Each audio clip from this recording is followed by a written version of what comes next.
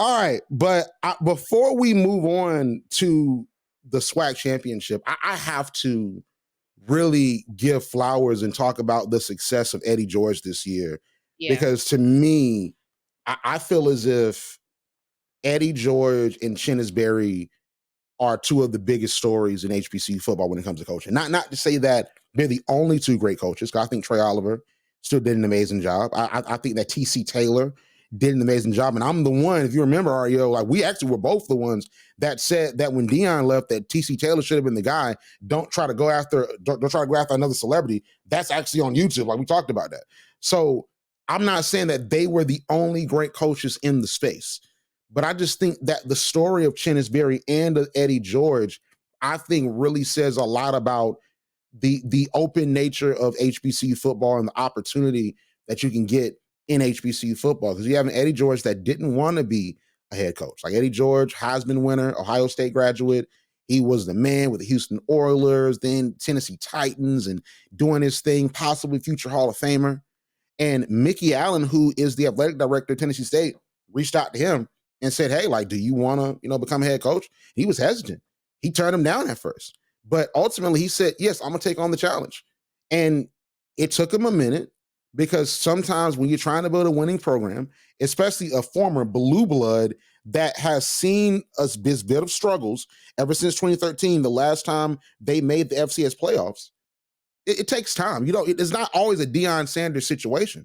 So he gets in there. There's not a lot of fanfare. There's not a lot of folks talking, oh, we got this former NFL player here. There was news stories, but it wasn't like Deion. It wasn't like what the hype around Ed Reed would be if he went to Bethune. And we know the reason why. We can talk about it, because the reason why that didn't happen is because Tennessee State is in a non-black conference. Let's be for real. Because if Eddie George was at FAMU, how many articles would have been written about him? How many docu-series would have been filmed on him? But Tennessee State, which is a known HBCU, which has a lot of amazing alumni, including in athletics, Ed Too Tall Jones, the top pick in the NFL draft. You have NFL greats that played at Tennessee State, but they're not in an HBCU conference. They're not in the SWAC. They're not in the MEAC. They're not in the SIC or the CIAA. So a lot of attention wasn't paid to Eddie George, because a lot of folks would get up when they play Howard, but when they play Southeastern Missouri or they play Tennessee Tech, a lot of people weren't paying attention. But if they paid attention, they would see that Eddie George was building a winner. I had some questions about the offense at first, because I saw an offense that predicated itself to the run, but I also saw an offense that, to me, evolved. And you saw Draylon Ellis show that he is a capable, balanced player, that's a dual threat player that can run, but also can air it out. And he showed that against Montana. You have an Eddie George that instilled a winning culture and tradition back into Tennessee State, because they always had it. And he won all his HBCU games. He beat the teams he needed to beat in the OVC Big South. He beat Southeastern Missouri, which is almost the big bad boogeyman that was inevitably going to make the FCS playoffs. And they made, and yeah, he had Tennessee State that made the FCS playoffs, and they won the Big South OVC championship, at least a share of it. So Eddie George, his legacy is secure.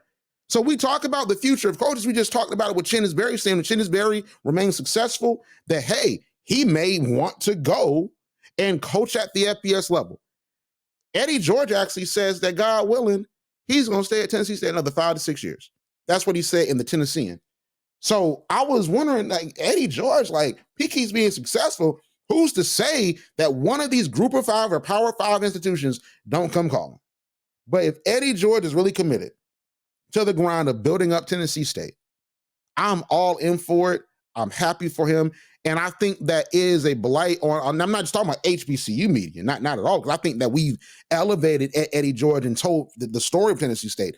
I'm more so talking about media in general as an indictment that just because someone is not as boisterous as Deion Sanders doesn't mean that they're not doing good things as well. I just think that it's asinine, because I didn't see a lot about Eddie George and Tennessee State playing North Dakota State. But you know who they played the week before? Colorado. It was a lot of conversations about both Colorado and North Dakota State. But you have Eddie George as a former Heisman winner that's leading HBCU, which is an amazing story in Tennessee, the state that he built his career in. his professional career, and it wasn't a lot of chatter about it. So I think that Eddie George quietly is building an FCS power. I think Draylon Ellis is going to graduate. He's going to move on.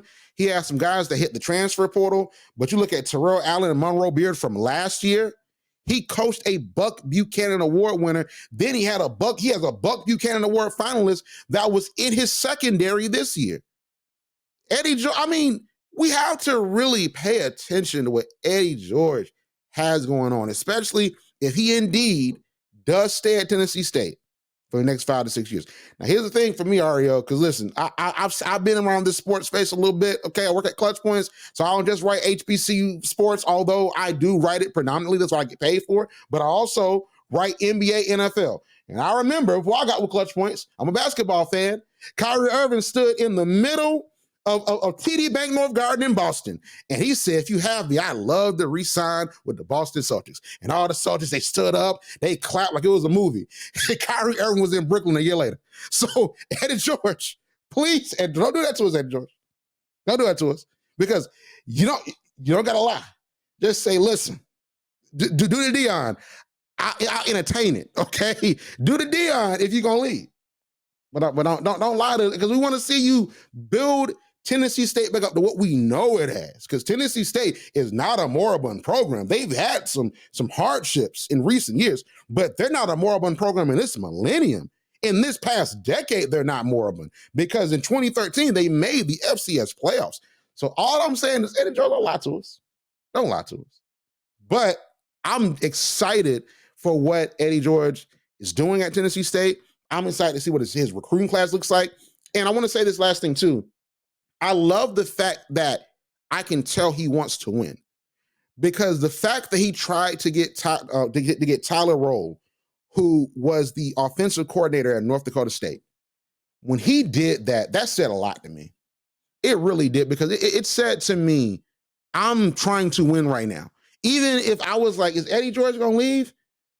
When he went for that in the spring, even though Tyler Roll didn't stay because he left and went to Iowa State, I was like, he trying to win.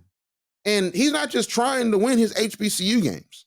He's not just trying to be HBCU good, although I don't think that being HBCU good is necessarily an indictment on a coach's success or a team success.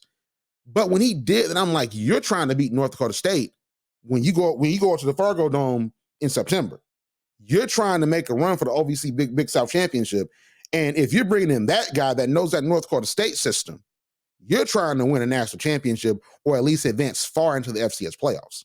So Eddie George is doing something incredibly interesting. And I just really want people to pay attention. But if y'all don't pay attention, it's fine. I'll keep writing about it. Okay.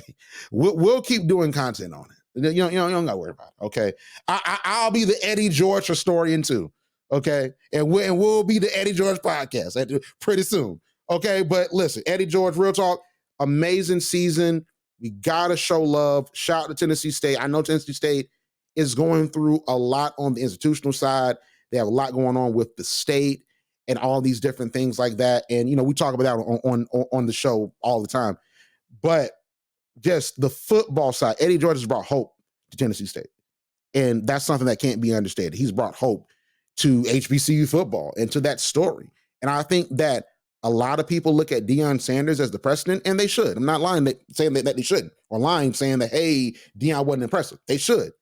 But I think you have to look at Eddie George as more of a precedent for future NFL players, because it took him 4 years, really 2 years, but it took him 4 years to get that OVC Big South title, to bring the guys he wanted in, to instill the culture. He brought some media attention, but not a lot. He's not as boisterous as Deion. He's aligned with the mission of building up Tennessee State. And he was dope when he was playing football. And now he's bringing that same level of energy to his players at Tennessee State. If Ed Reed or Ray Lewis or some of these other folks, I know you call him prime because you wanted that prime success and that prime money, but everybody's not going to be Deion, because Deion's comparable is Michael Jordan. That's just comparable. Okay. You're not Deion, but you could be Eddie George, and it's not an insult. So I just think that Eddie George should be the precedent for a lot of these coaches in the future that are former NFL players and NFL stars. But shout out to Eddie George and Tennessee State.